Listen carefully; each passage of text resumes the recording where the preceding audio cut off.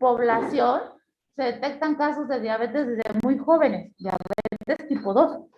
Y son personas que iniciaron con resistencia a la insulina desde adolescentes. ¿Sí? Entonces yo les diría que se hicieran un chequeo en el cual pidieran su glucosa en ayuno, su nivel de insulina basal, pues para ver si alguno de nosotros no tiene ya resistencia a la insulina. ¿Sí? Y más aparte, si ya le sumas que estás en sobrepeso o que ya estás en obesidad, pues ya van 2 factores de riesgo. Y si le sumas que no haces ejercicio y que fumas y que tomas bebidas alcohólicas, ¿les suena parecido? ¿Alguien de ustedes ya se identificó? Pues puede ser que ya tengan problemas de salud, puede ser que ya estemos aquí ante alguien que ya tenga síndrome metabólico y no lo sepa. ¿Ok? Entonces, este tema es de vital importancia. ¿Podemos apagar la luz?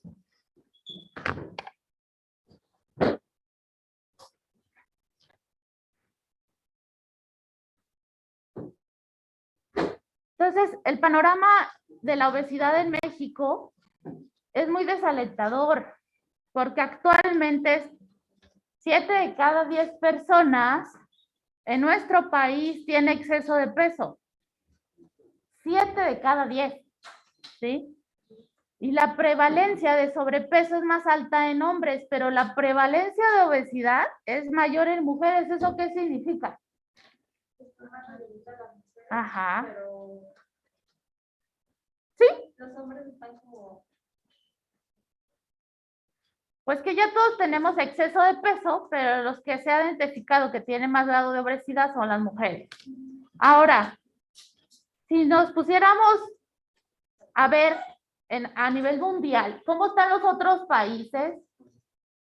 Pues vemos que estamos muy pegadito por debajo de Estados Unidos en las cifras de obesidad en comparación a Japón o Corea. ¿Sí? Entonces, es una situación preocupante, es otra pandemia. Entonces, el sobrepeso y la obesidad incrementan significativamente el riesgo de padecer enfermedades crónicas, así como también incrementan significativamente el riesgo de mortalidad prematura y, por lo tanto, el costo de la salud de los pacientes. Se estima que el 90% de los casos de diabetes tipo 2 se atribuye al sobrepeso y la obesidad. Entonces, esto va mucho de la mano. Por eso les dije y les pregunté que si se habían hecho alguna prueba de resistencia a la insulina. Porque actualmente se ha visto que hasta personas incluso que no tienen sobrepeso ya tienen resistencia a la insulina. Pero en nuestro país es mucho más frecuente que en otra población. México ocupa el segundo lugar en prevalencia mundial de obesidad de población adulta, 10 veces mayor que países de Japón o Corea, como les mostré en la diapositiva anterior. Y respecto a la obesidad infantil, pues México estaba por arriba, superando Estados Unidos incluso, ¿sí? En el cuarto lugar a nivel mundial. Entonces, además de que es responsable de muertes en nuestro país, pues representa factor de riesgo hasta un 23% de toda de la carga de factor de riesgo hacia los infartos. También es responsable del 80% de esa carga de diabetes en las personas, del 7 hasta incluso al 41% de los cánceres, como cáncer de mama, endometrio, colorectal, de riñón, esófago, páncreas, tiroides, vesícula, próstata. ¿Y ustedes saben cómo sacar el resultado de si alguien tiene sobrepeso o obesidad? Con el índice de masa corporal. ¿Y cómo se saca? Ajá, pero ¿cómo se hace la división? ¿Qué se pone arriba? ¿Qué se pone abajo? ¿Se multiplica primero? ¿Qué sacan primero? A ver, explíquemelo como un niño de primaria. Porque hay quienes no lo saben, ¿sí? Y a todo paciente es su obligación sacarle el índice de masa corporal. ¿Qué hacen primero? Tienen que saber lo del peso, ¿verdad? Vamos a poner un ejemplo, ¿ok? Tenemos una persona que pesa 72 kilos. Y luego la siguiente pregunta es, ¿cuánto mide? Mide 1,50, vamos a ponerle 59, o el promedio. ¿O cuánto miden en promedio? A ver, aquí, ¿cuántos miden arriba de 1,55? Ajá. ¿Cuántos miden arriba de 1,60? Pues como que por ahí nos vamos, ¿no? Más o menos. Ok, entonces, ¿qué se saca después? La talla al cuadrado. ¿Cómo sacan la talla al cuadrado? Se multiplica por el mismo número. Ajá. ¿Cuánto les da? 1,59 por 1,59. ¿Cuánto les da?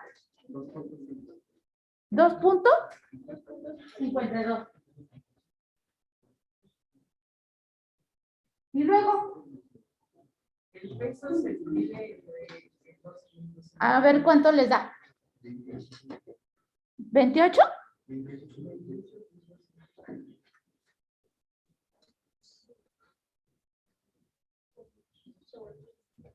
¿Qué tiene este paciente? Sobrepeso, ¿verdad?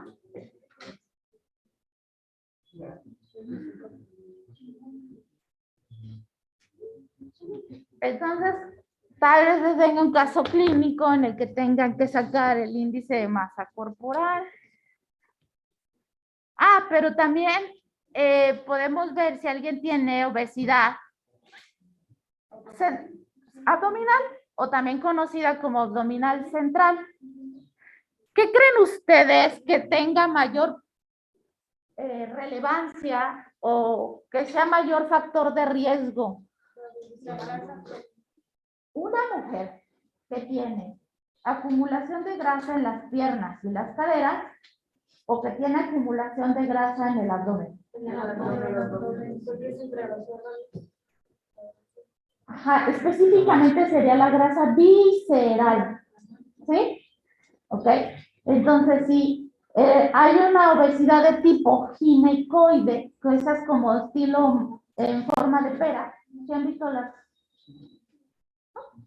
Y hay otra que es obesidad central, obesidad abdominal o de tipo manzana. No sé si han visto también esas fotos. Ok. Esa es la que representa más factor de riesgo cardiovascular que la de ginecoide. ¿Ok? Entonces, le vamos a medir el perímetro abdominal a los hombres y a las mujeres y tenemos que en las mujeres debe de ser menor a 88 y en los hombres menor a 102. Que allá arriba de estas cifras, pues ya se considera factor de riesgo o obesidad central, ¿sí?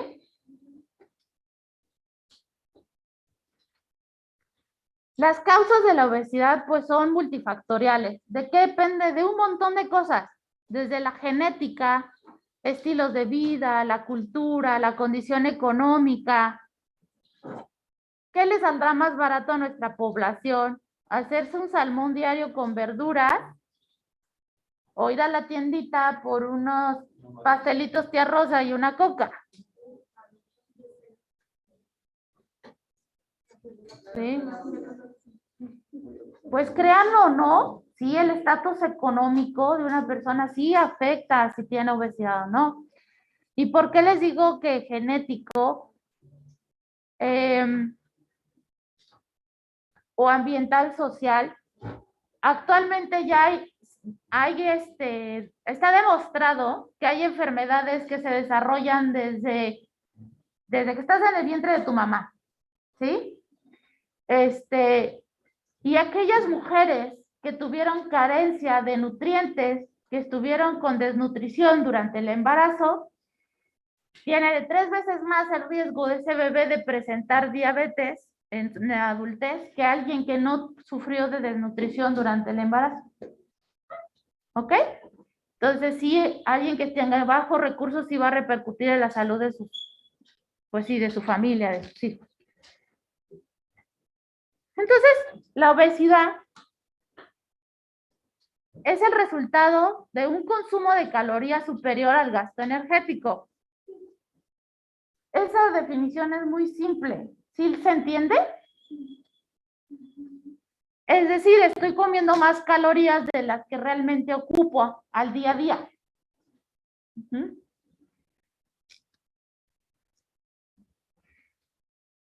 La transición nutricional que experimenta el país tiene como característica una occidentalización de la dieta.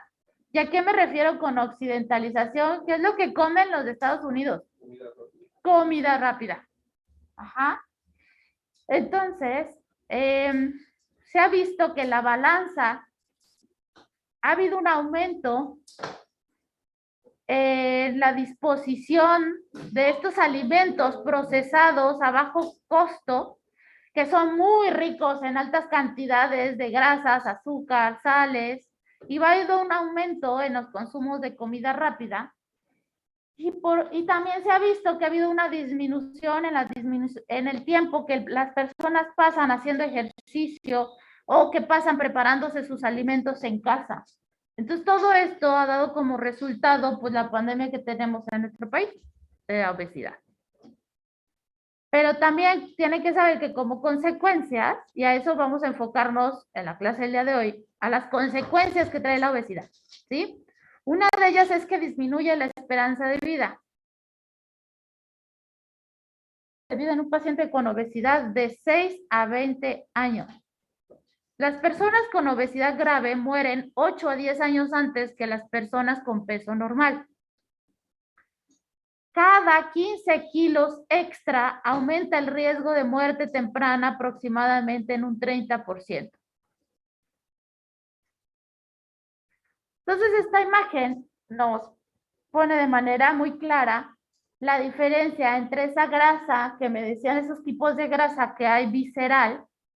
Visceral es que se encuentra entre el hígado, el páncreas, el corazón, los intestinos, ¿sí? Y subcutánea, pues es simplemente la que está debajo de la piel. Y la que tiene mayor repercusión de riesgo cardiovascular es la visceral. Ajá. ¿Por qué? Porque se ha visto que este exceso de grasa visceral se asocia a la resistencia a la insulina, dislipidemia, hipertensión, disminución de la fibrinólisis y por lo tanto el cuerpo es incapaz de destruir ese trombito que se forma y por lo tanto se obstruye de manera completa o se infarta al paciente. Aumento del riesgo de trombosis y la inflamación endotelial. Estas características metabólicas comúnmente observadas en el paciente con obesidad visceral son referidas colectivamente como síndrome metabólico. ¿Ok? El cual, pues ya estuvimos diciendo que está relacionado con el riesgo cardiovascular. Pero yo creo que también han escuchado de otra palabra llamada lipotoxicidad, ¿o no? ¿No? ¿Nunca? O bueno, ¿qué hacen los adipocitos? Almacenan, muy bien, la grasa. Ácidos grasos libres, ¿verdad? En forma de triacilgliceroles.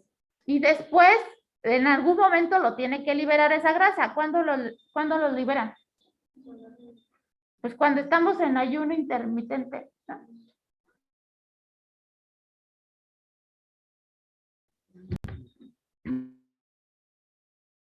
La grasita abdominal. Entonces, ahí son liberados.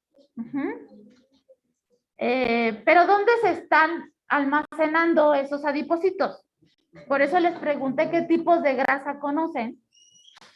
Y en esta imagen ven que hay una que llamamos grasa adiposa blanca y grasa o tejido adiposo marrón. ¿Ahí sí se alcanza a ver? ¿Arriba? Sí. Un poquito, pero esa está mira arriba. Imagen. En donde vemos que la grasa de tejido marrón o pardo se encuentra a nivel cervical, supraclavicular, paravertebral. Ajá. Y la grasa de tejido adiposo blanca se observa en tejidos, pues puede ser subcutáneo, el craneal, el facial, pero también hay otras localizaciones como retroorbitaria, periarticulares, en la médula ósea, intramuscular, pericárdica alrededor del corazón, intraabdominal como en el aumento, retroperitoneal, visceral, abdominal y gluteal. ¿Ok? Entonces, ¿qué diferencias va a haber entre un tipo de tejido adiposo blanco o marrón? Pues hace ratito les expliqué que la de tejido grasa visceral tiene mayor de riesgo cardiovascular, y esto es porque este tipo de grasa drena directamente a la circulación portal del hígado y presenta una mayor vascularidad e inervación, contiene mayor número de células inflamatorias e inmunes y una menor capacidad de diferenciación entre preadipocitos y un mayor porcentaje de adipocitos de mayor tamaño. Se expresan también mayor número de receptores glucocorticoides y de andrógenos, por lo cual son metabólicamente más activas y más sensibles a la lipólisis y más resistentes a la insulina. Tienen una mayor capacidad para generar ácidos grasos libres y para la captación de glucosa, y son más sensibles a la estimulación adrenérgica, mientras que el tejido graso subcutáneo es más ávido en la absorción de ácidos grasos libres y triglicéridos. Entonces, retomando el tema de la hipotoxicidad, dice, bueno, ¿cómo es que esos adipocitos que tenemos de manera natural que nos ayudan a almacenar la grasa, doctora, pues pueden causarnos inflamación o pueden causarnos daño? Entonces, hay un proceso que se llama hidrólisis de triglicéridos que ocurre dentro de esos adipocitos y produce esa liberación de ácidos grasos libres. Esos ácidos luego son sitios metabólicamente útiles para el organismo. Sin embargo, ¿qué ocurre en la obesidad? Hay una liberación excesiva de ácidos grasos por parte de los adipocitos y sobrepasa el límite de la capacidad de almacenamiento y desoxidación en los tejidos. ¿A dónde llega esos ácidos grasos libres? En los tejidos como el hígado, el músculo esquelético, las células beta pancreáticas.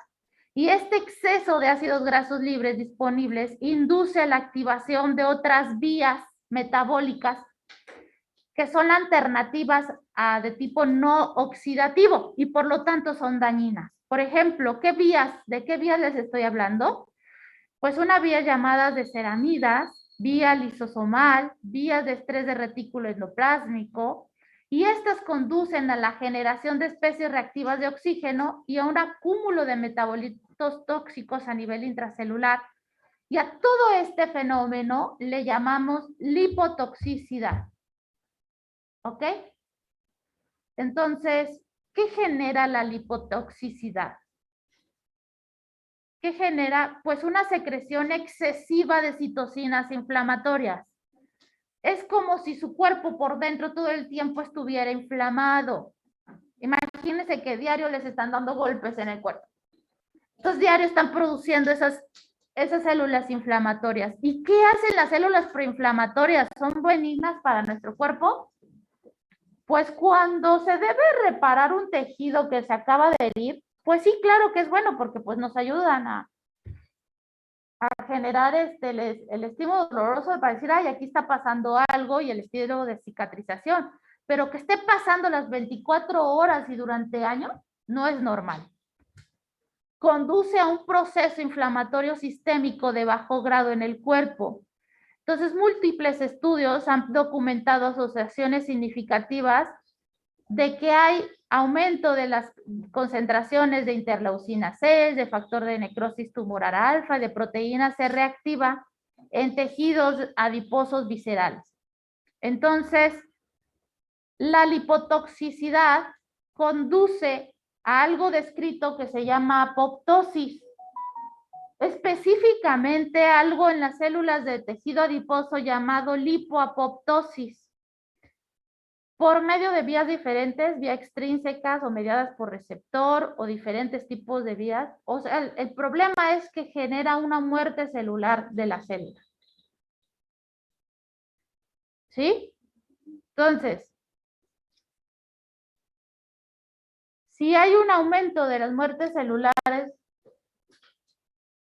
o sea, eso, aunado al exceso de citocinas proinflamatorias en el cuerpo, generan este estado de hipotoxicidad. ¿Sí? Ahora,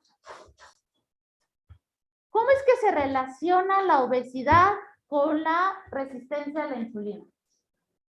El problema de la resistencia a la insulina no es que le falte insulina al cuerpo, ¿ok? Que eso es diferente a la diabetes. En la resistencia a la insulina sí tiene insulina el paciente, sí la tiene en buenas cantidades. El problema es que a donde tiene que llegar a hacer acción, que es a los músculos, por ejemplo, el hígado, al momento de llegar a esa superficie de ese tejido, el tejido no la reconoce, no la hace sensible, no la capta, no la embona, y por lo tanto no entra la glucosa. Y la glucosa empieza a elevarse en los tejidos, elevarse en la circulación, y por lo tanto también empieza a elevarse la insulina en el plasma. Entonces, ustedes se hacen el día de mañana un análisis de insulina basal, y ven que está por arriba de las cifras normales, es exceso de insulina, es porque no está siendo captada de manera efectiva en los tejidos. ¿Ok? Así es como se diagnostica la resistencia a la insulina.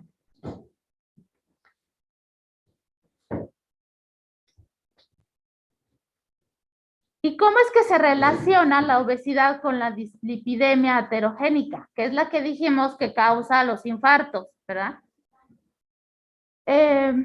Pues en la obesidad se ha visto que los pacientes que tienen obesidad tienen elevados también los niveles de triglicéridos y tienen bajos, los niveles de HDL.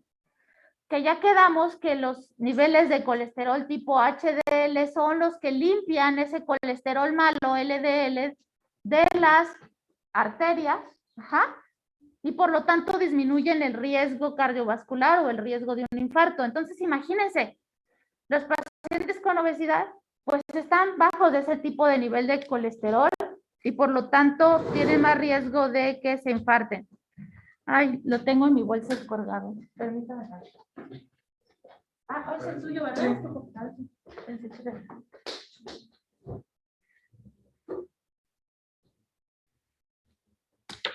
¿Dónde se...? ¿Está ahorita todo claro?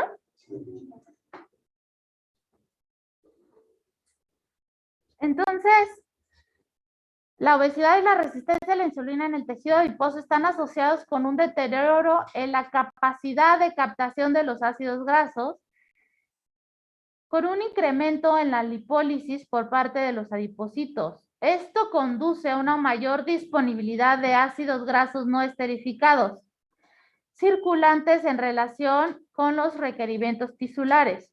Este aumento de este tipo de ácidos grasos no esterificados del tejido adiposo conduce a una mayor absorción por el hígado, ocasionando un aumento de lipogénesis hepática, aumentando la síntesis de lipoproteínas de baja densidad, como VLDL y de triglicéridos. ¿Sí? Ese es el fundamento de por qué se relaciona la obesidad con la dislipidemia aterogénica. Ahora, también se ha visto que con obesidad presentan más riesgo de tener hipertensión que otros que no tienen obesidad. Y esto se debe a que hay un mecanismo de control de la presión arterial mediante la diuresis y la natriuresis, y parece ser que están desplazados porque durante la obesidad se produce una retención primaria de sodio como resultado de un aumento en la reabsorción a nivel tubular renal. Entonces, este aumento de fluido extracelular se expande y al aparato renal, pues genera o activa, ¿verdad?, la cadena de renina-angiotensina-aldosterona. Y esto da como un aumento en la presión arterial. Ahora, también se ha visto relacionada la obesidad con el riesgo a trombosis. Todo este estado proinflamatorio del que ya hablamos anteriormente genera en el endotelio vascular, en las plaquetas y en las células vasculares un estado procoagulante. Entonces, aumenta el estado procoagulante, pero a la vez disminuyen los mecanismos anticoagulantes. Y todo esto va a generar pues mayor riesgo a que se formen coágulos. De ahí a que no sé si hayan visto pacientes con obesidad que pueden desarrollar trombosis venosas, en miembros inferiores. Tan solo por el hecho nada más de ser obesos. Y otra de las alteraciones que se desarrolla o se asocia a riesgo cardiovascular es la disfunción endotelial. La generación de todas estas citocinas proinflamatorias es un importante mecanismo por el cual la obesidad se asocia a una reducción de la disponibilidad del óxido nítrico. ¿Qué es lo que hace el óxido nítrico en el cuerpo? Vasodilata. Muy bien. Entonces, en condiciones sanas, el tejido adiposo perivascular segrega factores que influyen en la vasodilatación, aumentando la disponibilidad de ese óxido nítrico. Pero en personas que tienen obesidad, dicho efecto protector se pierde. Que a su vez cambia hacia una fuente de inflamación procontráctil funcionalmente activa, provocando la reducción y la disponibilidad del óxido nítrico vascular. Entonces, esto también contribuye al factor de riesgo cardiovascular. Y quería cerrar hablando específicamente de esto, de que todas las complicaciones que se han visto desarrolladas alrededor de la obesidad, aparte de las que les mencioné, los pacientes con obesidad tienen más riesgo de formar cataratas en los ojos, tener hipertensión idiopática intracraneal, embolias o enfermedad cerebrovascular, enfermedades pulmonares, apnea obstructiva del sueño, síndrome de hipoventilación, problemas de pancreatitis, enfermedades del hígado graso. También ese hígado graso puede llegar incluso a cirrosis, enfermedades de la vesícula biliar, cáncer de mama, de útero, cervix, próstata, riñón, piel, problemas en la piel, problemas de gota, de osteoartritis, de flebitis, problemas ginecológicos, anomalías en la menstruación, infertilidad, síndrome de ovario poliquístico, más lo que ya hablamos de diabetes, hipertensión y dislipidemia y enfermedad coronaria. ¿Ok? Entonces, ¿qué vamos a hacer? Cuando les llegue un paciente con obesidad, le van a decir, ay, pues, oiga, échale ganas, póngase a hacer ejercicio, ay, baje de peso, o se le va a medicar, o se le va a prescribir ejercicio, o se le va a hablar de todas las complicaciones que puede tener, ¿verdad? Yo creo que tenemos que hacer, ese es el objetivo también de que salgan de esta clase sabiendo qué es lo que le pueden dar a un paciente. Entonces, aparte de hablar con él y de enfocarnos en los cambios de estilo de vida y de una alimentación balanceada, rica en verduras y que haga ejercicio 30 minutos, por lo menos 30 minutos, 5 días a la semana, hay otras cosas que se han visto que funcionan. ¿Ok? Entonces, hay medicamentos que se llaman inhibidores del apetito. Son de venta controlada. Es decir, necesitan receta. Pero tienen una enorme cantidad de contraindicaciones y de reacciones secundarias. ¿Alguien conoce algún medicamento de este tipo? Ajá. ¿De GLP-5? No. Esos no son inhibidores. Mira, sí son inhibidores del apetito, pero se llama GLP-1, ¿no? Ah, ok. Sí, de GLP-1, sí, esas son la base del tratamiento actual. Ese sí, ahorita voy a hablar de eso. Los termogénicos, que la norma oficial mexicana para el manejo integral de la obesidad prohíbe utilizar las hormonas tiroideas en el tratamiento de obesidad, por favor no hagan eso.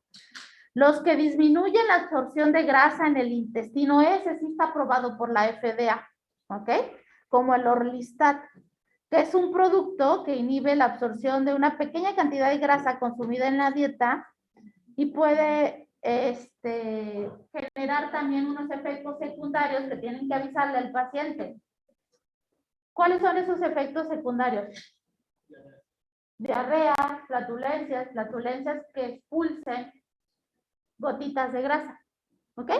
De ahí a que hay que decirle, cada vez que sienta que tiene un gas, vaya al baño. ¿Sí?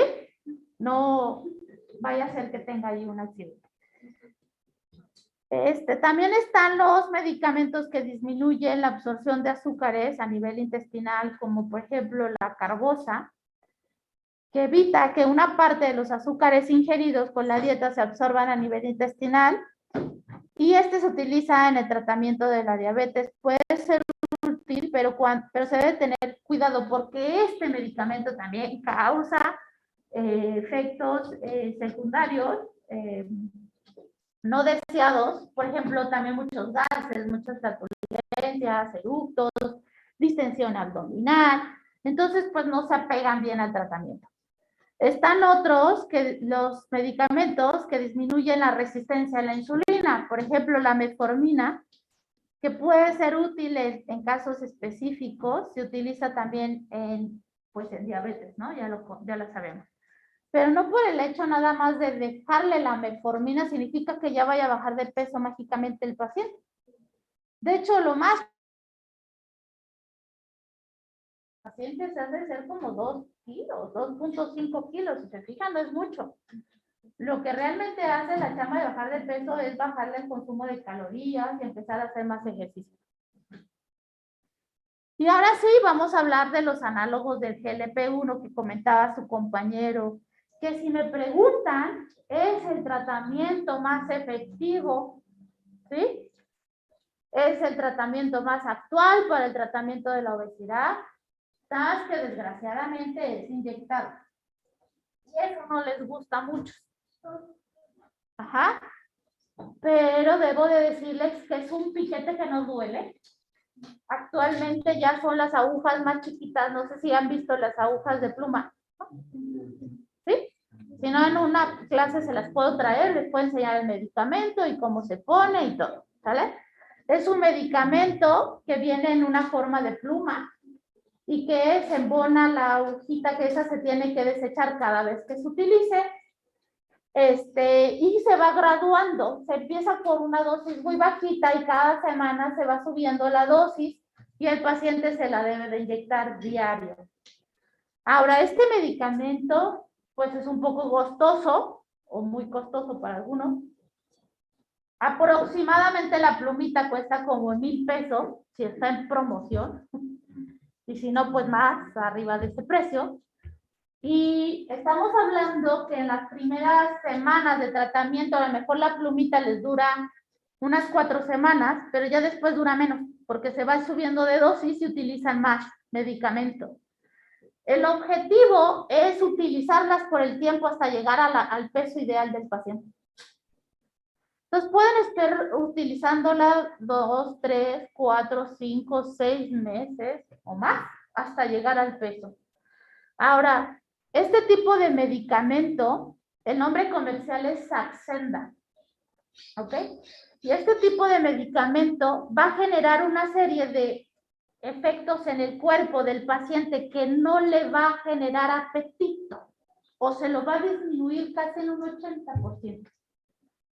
Entonces tienen que tener en cuidado que algunos pueden sentir como una hipoglucemia, pero en realidad no es una baja de azúcar como lo definimos nosotros, por debajo de 70, pero el paciente está acostumbrado a tener niveles más altos pues, porque siempre está comiendo, ¿verdad? Entonces,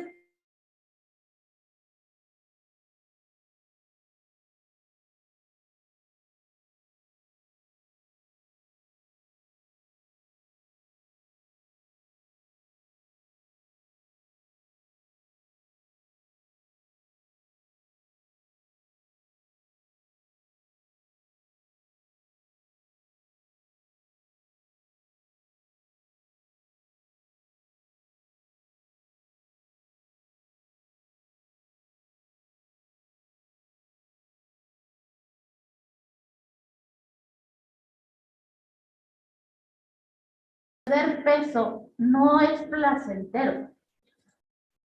¿Sí me explico?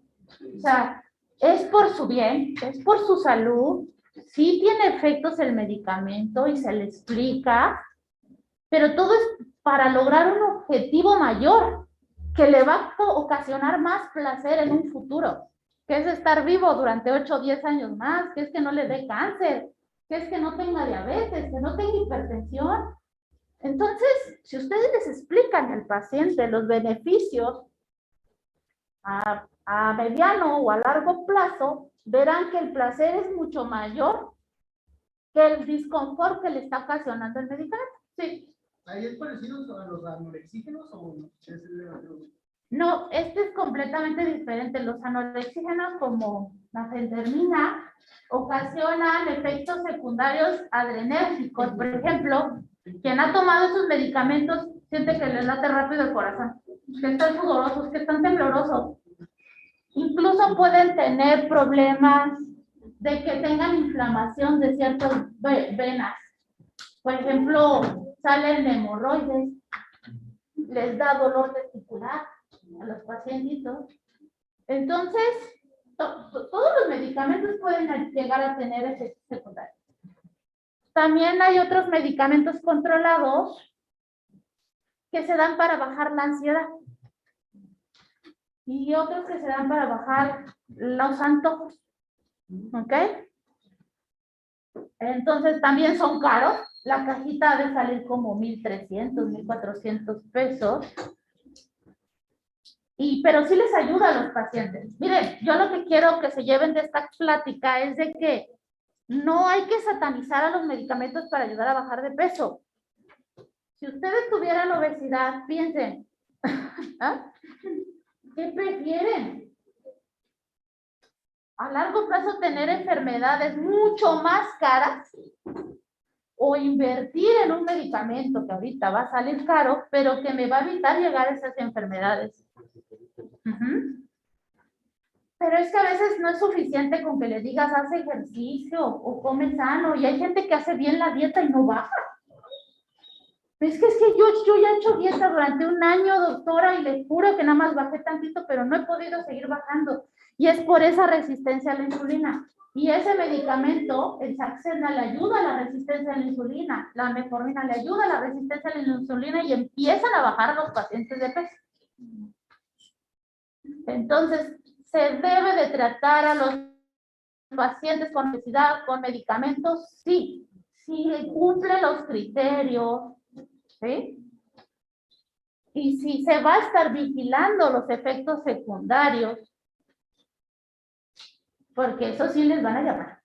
Ay, que me siento así, que me me tomo, que me hago, ¿sí? Entonces sí debe de tener algo de experiencia en manejar esos tipos de medicamentos, pero sí ayudarles a los pacientes a bajar de peso.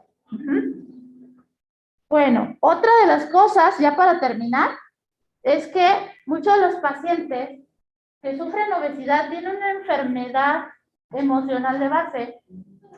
Puede ser un problema de ansiedad o de depresión. Y eso nos evita que baje de peso.